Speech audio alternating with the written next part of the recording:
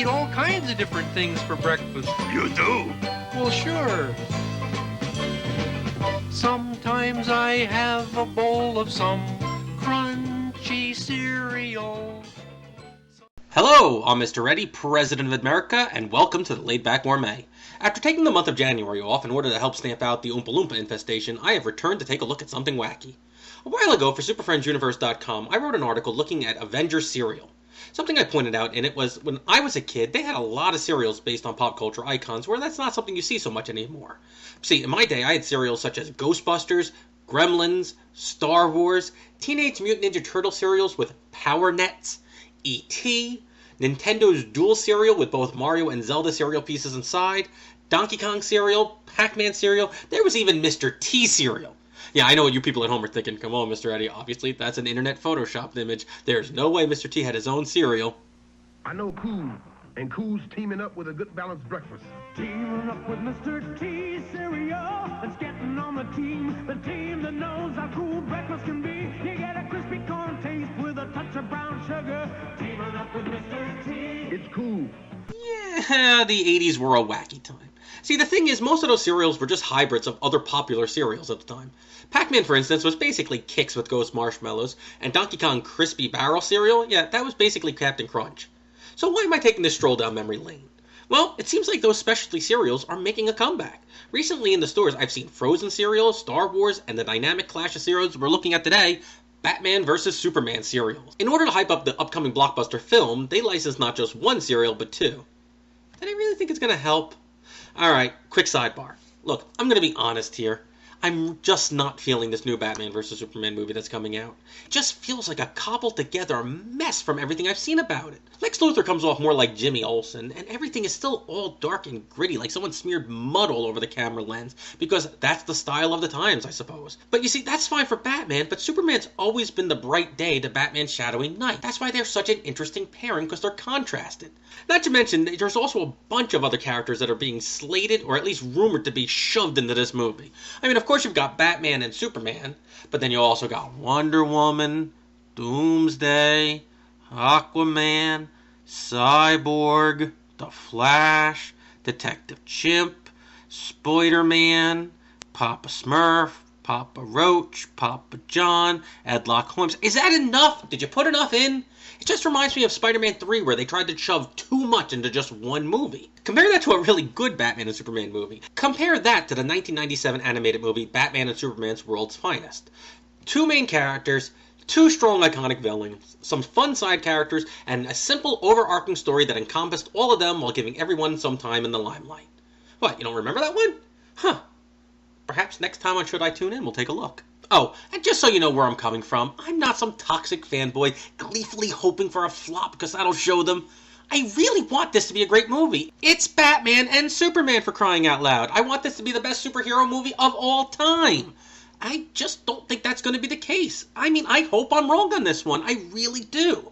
I mean, all this being said, I'm still going to go see it because I'm a fucking nerd. Alright, now that I got that out of my system, let's turn our attention to what we're all here for, breakfast cereals. Here's a fun side note. These cereals are out to hype the new movie that's coming out, but Batman and Superman both got their debut in the theaters by being cereals. And now they're both cereals. Fuck it, I want to make the pun. Let's move on. So I have to start off by giving some props here. It would have been real easy for them to make two different cereal shapes, shove them into the same box, and call it Batman v Superman cereal. They could even have different box arts on it, even though it has the same stuff inside, and call them collector boxes. But no, these are two legitimately different cereals with some really cool box art. Superman's cereal is Caramel Crunch, and it has little Superman symbols, and Batman is Chocolate Strawberry Batarang shapes. And neither of them seem to be a rip-off of existing cereals. So hey, points for style and creativity go right there.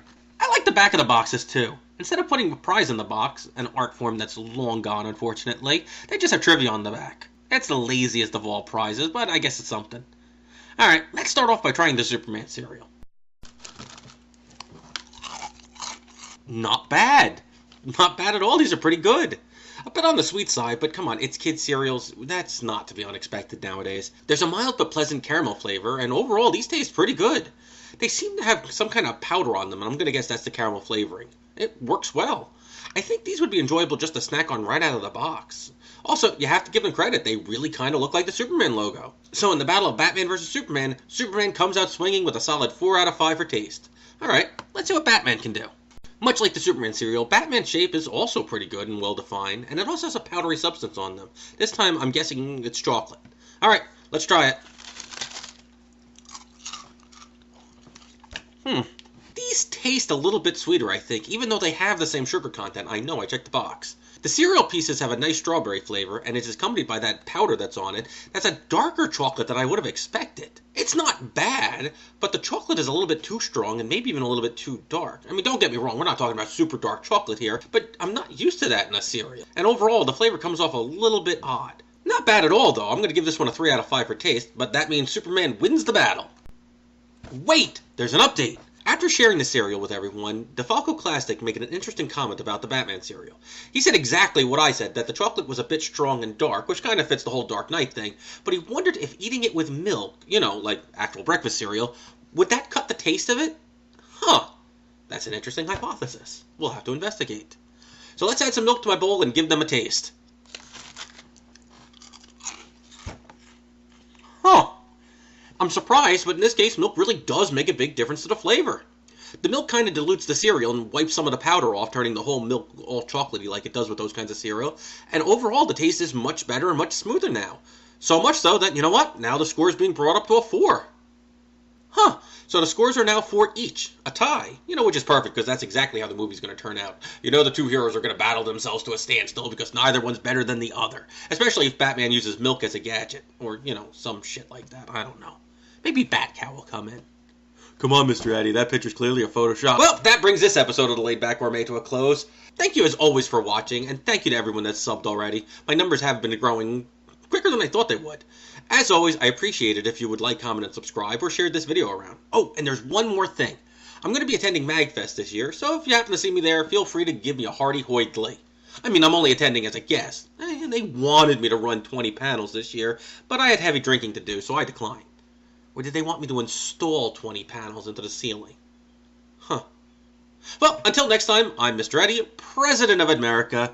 Thanks for watching, and if you'll excuse me, I'm going to start building my Fortress of Solitude now as I await the mass of DC fans coming to lynch me. If I survive the Oompa Loompas, I can survive this. All kinds of different things for breakfast. You do? Well, sure. Sometimes I have a bowl of some crunchy cereal. It's the cereal America deserves, but not the one it needs right now. So we'll eat it, because it's for sale. Because he's not our cereal. He's a crunchy guardian, a nutritious protector, a dark chocolate.